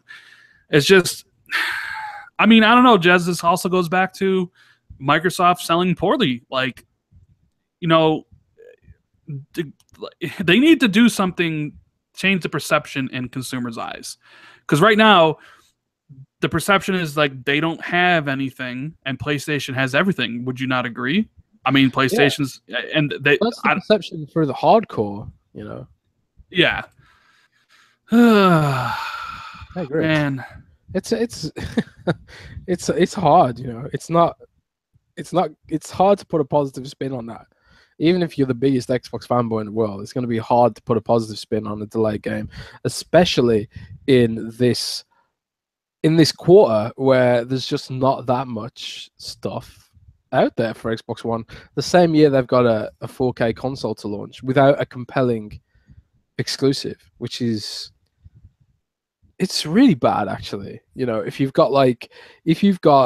making a 4K console and you are pushing it on the power and you don't have a big exclusive to showcase that power, that feels like a departure from what is the generally accepted way to launch a console. I mean, yeah, the PS4 Pro didn't have that either, but you could argue that the PS4 Pro launch didn't go that smoothly either, you know. And why is Microsoft trying to, but the difference between Sony and Microsoft is that Microsoft is playing catch up. Sony can afford to have a rocky start for the PS4 Pro, and it did. I don't think Xbox should be so complacent about that aspect of it. So, but again, it's like we say complacent, but it's like, what can they do? Can wave a magic wand and make a AAA game, 4K graphics, super 60 frames a second, amazing textures. They can't just magic that game as thin air. And also, even with their showcase game now, Shadow of War, you've got this huge backlash going on about the micropayments across the internet, you know. So this is awkward, man. It's awkward. I mean, I almost kind of feel that I was right in my prediction of like the multiplayer not being ready, and they probably realized they couldn't launch the game without it, you know. So it was better to delay it and get everything working right. I'm kind of at a loss for words here, Jez. I really am. I really am kind of at a loss for words. And you know, part of me does wonder if there's somewhere higher up the chain that's to blame for the way Xbox is right now. Whether they're not getting enough funding, or whether there's budgets or really harsh goals being levied on them. Because, you know, honestly, Windows itself is seeing this kind of disorganization right now. And Surface was also downgraded in Consumer Reports this week. So it's not been a good week for Microsoft overall. It's weird, man. I'm at a loss for words as well. There's I mean, something. you There's played something the game odd at going on. E3. Did it seem like this game needed more time? Maybe they've just expanded the scope. Honestly, the game seemed solid to me. It ran well. It was polished. The physics were great. It had a lot of features. You know, even in the small slice we were given, there was loads of different weapons and different ways to play, and there was some hilarious things. Like I shot a black hole at a train. The train exploded, and beach balls went flying everywhere because it was a beach ball transportation train, and there was just beach balls and dead bodies all flying all over the place in ragdoll physics. It was hilarious, and it felt polished to me. But that was a very small slice of the game. Maybe they just decided we need to expand the scope of this to make it reach its true potential or something. Maybe they want to go back and up level the graphics and stuff like that. I don't know, man. How much are they going to rely on PUBG to kind of fill that void this holiday? I mean, I know this is another problem because PUBG, yeah, okay, PUBG is a huge phenomenon on PC, but PC gamers are different to console gamers. They are willing to accept bugs and lack of polish. And PUBG, a lot of people forget it's still an early access game. What is PUBG going to be like on Xbox? Is it going to be as polished as it is on PC? You know, is it going to be an early access game? I don't think you can put that kind of pressure on an indie game to fill the void of a big AAA release. I don't think it's fair. It's not fair to the developers to say to them, okay, you are now our showcase game for this year. You are an indie game. You're in early access. You have to be our AAA game now. That's not fair. They can't do that to PlayerUnknown's Battlegrounds. They can't do it. So it's all gonna be on Forza, man. It's all gonna be on Forza and Cuphead. but like even Forza Motorsport, I think Horizon's like the better version of the franchise now, or at least the mainstay. Like, and that game comes out before the X comes out. You know, like literally Microsoft is now telling us, which we've always known, that if you like the X is literally for third-party games. Like literally. Because the only game, I mean, I know Gears 4 is getting a patch, but that game's a year old. Halo 5 is getting a patch, but that game's 2 years old. I like to think people want to buy new games to get that stuff. It's like literally like, it's just like, hey, do you like playing third-party games on Xbox? Well, here's a system for you, I guess. I don't know, man. I don't know. It's not obviously good. It's good in it's good in the sense that maybe you move the game, it comes out complete, you move it out from, the slaughterhouse that could have been November 7th, and if you can move it away from, because you got to take enough count, a lot of games are coming out early next year. Like if you can get that game away from Red Dead, you launched that game in July, like how Fortnite came out in July. Fortnite did extremely well. Maybe you do have success with Crackdown, right? Yeah. Maybe I'm trying to spitball why this could be a good move for the franchise, not necessarily for gamers, because obviously we want the game as fast as possible. Of course, you want a polished product. So if you had to guess right now, they said early next year. When do you think Crackdown will be ready? I mean, you got Red Dead Redemption waiting in the Red Dead Redemption 2 waiting in the wings. That game's gonna sell tons. You have Sea of Thieves and State of Decay 2, Microsoft's 2 other games that are supposed to be launching early next year, right? So where do you slide in Crackdown 3? I mean, where would you put it? Some of the other games got delayed as well. Like you're thinking like what? Like State of Decay gets delayed too or something? I don't know, man. It's all a bit of a mess, isn't it? I can't say. I mean, there's two possible scenarios here.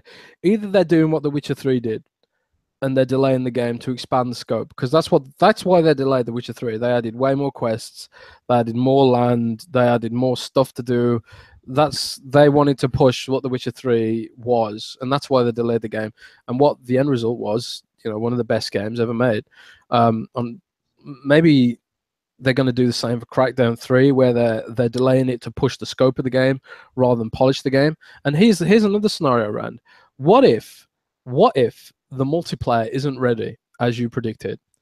And instead of splitting the game in two, they've decided we'll take the delay on the multiplayer and we'll add more content to the single player while we wait. I hope so. I mean, because as I say, the single player seemed pretty polished to me. You know, and usually, like, when you're still making the game, you lose polish and you lose you lose frame rate and stuff like that, and optimization comes after the content's done. So if Crackdown 3, the content was already finished, just presumably, but the multiplayer had to be delayed for whatever reason, that gives them an opportunity to expand on the game. And yeah, Gauntlet, I'm not saying Crackdown 3 is going to have the same scope of The Witcher. I'm just saying, using that as an example of a game that was delayed to make the game better rather than just polish it. So, yeah, I think overall it'll be a good thing, you know? It'll be a good thing overall. Jess, do you think Gamescom will have a big announcement to damage controller's delay? Now, that's an interesting thing. Like, could they bring forward a teaser of another AAA game to try and change the narrative right now? I think it's possible, you know. If I was a politician, if I was a media marketing guy, that's what I'd do. I'd, distract everyone from a Russia probe by saying some really ridiculous things. Wait, no, that's politics. I distract everyone from Crackdown by, announcing or teasing another upcoming AAA game. I think that's what I'll probably do. But, yeah. What makes you think they announced it today? You know, is it because they made the decision today to do it? I mean, like, what do you think prompted them to be like, all right, the 16th, Wednesday, literally 4 days before they go to Gamescom, this is the day we're going to delay the game? What do you like? What do you think? I mean, because like the Scalebound cancellation, like if you read all the stuff, like they canceled that game in November, right? Like, and then but nobody started hearing about it till, what was it, January? Like, it was months before people heard about that. I mean, do you think Microsoft literally, they had a meeting today, they decided to delay it today, call it Polygon, or do you think this was in the plans for a while now? I don't know, man. I don't know. I know that some people from the Xbox team, the executive team, have been traveling to the game developers recently. Aaron Greenberg was at Turn 10 Studios. It could be that they visited as they saw the latest version of the game and just decided this isn't ready, it needs more time, and that sort of thing. So that could be just what it is. They've just decided part of it, at least some part of it, needs more time, you know. Yeah. And hey, shout out to the 250 people watching. Do us a favor, do me and Jez a favor, and hit that like button. Yeah, man. It's free, man. Hit that like button, you know? Yeah. Man, this year's, dude, like, I remember when Scalebound got canceled, right? And now the clusterfuck all that was. Now we get cracked. Like, and this also goes to the idea of not showing games too early. They showed this game off in 2014, right? And it's not going to come out till 2018, potentially 4 years after they decided to show the game off. That's a long time. It is a long time, but it's not like there's any precedent for that happening. Oh. I mean, look at Final Fantasy 15. Yeah, look at 15, I guess. But that's Final Fantasy. This is not 15. This is not Final Fantasy 15. I agree. It's hard, man. Do you think? All right. Do you think they honestly had to have thought that Crackdown 3 was going to be coming out at some point sooner than when they showed it off in 2014, right? I mean, there's no way they show that game off and say, "Hey, Crackdown's coming 2014," and then like, "Oh, it's not. It's coming 4 years later, 2018." You know what I'm saying? Like, do you think like? I mean, because I had always heard that development was rough on that game. You know what I mean? Like, Crackdown 3, like they had severe issues with the development of that game back in like 2016. Like, I wonder when that game was originally supposed to come out. You know what I mean? Because I can't see it, you getting up there on stage showing a thing for Crackdown 3 and then finally releasing it 4 years later. They must have ran into some serious troubles at some point. Yeah, I mean it's quite an ambitious game, you know. This whole cloud stuff it's probably hard to get right. I mean, what other game has done that before? None. No game has ever done cloud-powered destruction before. So it's technology they're obviously trying to perfect right now. And the thing is, they have promised that this stuff is going to happen, this cloud-powered destruction, and they've promised that's going to happen based on we saw it. We saw and played the cloud-powered destruction at E3, no, at Gamescom 2 years ago. We saw it, man, and it was amazing. It was incredible. It was like nothing I'd ever experienced in a game before. It was like a Red Faction guerrilla on cocaine. You know, it was insane. And but again, what they did was they visualized how it was working, and it was like they overlaid on the UI. They overlaid on the UI like the servers that were firing up to power the destruction. It was like, now there's 3 servers, now there's 4 servers, now there's 7 servers, you know. And they're saying like the most we've ever seen is like 18 servers, and that was, you know, using console commands to create extra explosions, you know. And you could see all this stuff in action, and it was incredible. But the thing is, it was all happening. Presumably, it was happening locally at Gamescom rather than over the internet. Presumably, they didn't tell me that, but I'm just going to presume that it was a local thing. Making that kind of technology work across the internet in an intuitive way is probably what they're struggling with right now. I would imagine if anything is causing this game development problems, it's going to be the new tech, surely, you know. And yeah, it is suspicious that they haven't talked about the cloud-powered destruction at all since Gamescom 2015, right? Gamescom 2015 was the last time they talked about the cloud-powered destruction, right? Yeah, they haven't shown anything since Gamescom 2015. Like, and that was just kind of like a behind, like, we didn't really even see it. I don't think we were even supposed to see it. It was like a behind closed door stuff. Yeah. Whew. It was behind closed door stuff. That's what we saw. It was behind closed doors at E3, Gamescom. Sorry. Look, guys, if you start talking crap in the chat, I'm gonna have to ban you all. Yeah. I know a lot of Sony fans are, of course, you know, high with glee that Crackdown 3 is delayed. If you're a Sony fan and you were happy about a game being delayed, you're a twat. Just saying that right now. Beetle comment from AL12 Gaming, shout out to him. He says the devs told me that the multiplayer is still fully cloud powered. It's got to be, man. They've hyped that stuff to oblivion. They were talking about the clouds in 2013, for God's sake.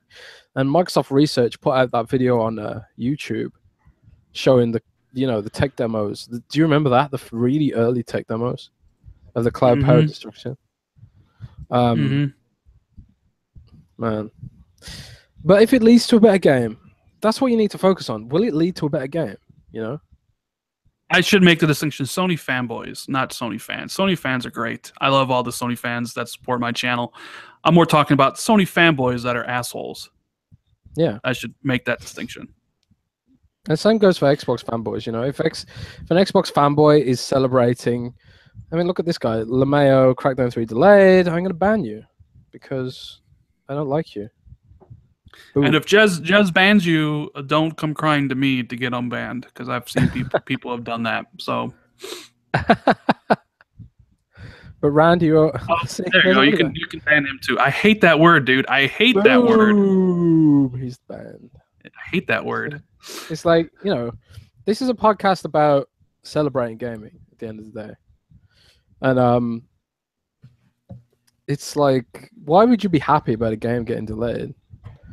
It's just sad. You know, you're a grown-ass man with kids and a job, and you're happy about a game being delayed. Get a life, you know. Get a life. But yeah, man. It's a shame to end the podcast on a negative note. Right. Yeah. What are you going to be What are you going to be playing? I gotta play Agents of Mayhem. I also gotta play Observer. I'm thinking about maybe diving into Conan Exiles. I have a few indie games as well that I need to check out. I also want to finish Uncharted 4 and then maybe start on Horizon Zero Dawn. I'm booked, dude. Like, I have so much stuff that, hey, Crackdown 3 getting delayed till next year. Well, that's just one game I don't got to worry about this year. I mean, it sucks. Hopefully the game is better off for it. Yeah. I just hope Microsoft just kind of like takes a look and is like, look, we need to analyze why this year was so bad and make sure it never ever happens again. You know what I mean? I mean, this year has just been the worst.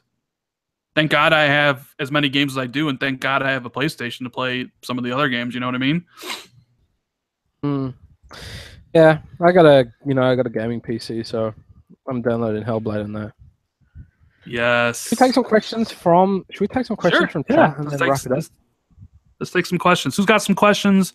Drop them in chat. Me and Jez will answer them. What a day! I mean, last week, Mikey Barr on the show talking about stuff. This week, live during huge news. Like, maybe they did it on purpose. Maybe they did it on purpose for us. Nah, I don't. Yeah, I'm gonna have to change the title of this podcast after we end it too. To Crackdown 3 delayed. Oh man, what a day! I honestly think I was right though, Jazz. I honestly think the multiplayer wasn't going to be ready, and they just decided they couldn't launch the game to get broken like that. You know? Yeah, I agree. Which is probably the smartest decision they could make, because they would just bury the franchise. Hopefully, they move that game to a good release date. Please. I mean, Microsoft, at the very least. I mean, now Microsoft seems to have a kind of lopsided early next year. They have State of Decay, Sea of Thieves, and Crackdown. So Bara Rara says, will PUBG be a console exclusive? And if yet, is that anti-consumer? I don't think it's console exclusive. I think it will be exclusive to Xbox until it leaves game preview. Jez, what do you think? Yeah, it's not going to be an exclusive. It's too big. Microsoft would have to pay a lot of money to convince. Microsoft would have to pay a lot of money to convince the devs of that game to keep it fully exclusive, because there's just so much money to be made by putting it on the PlayStation platform.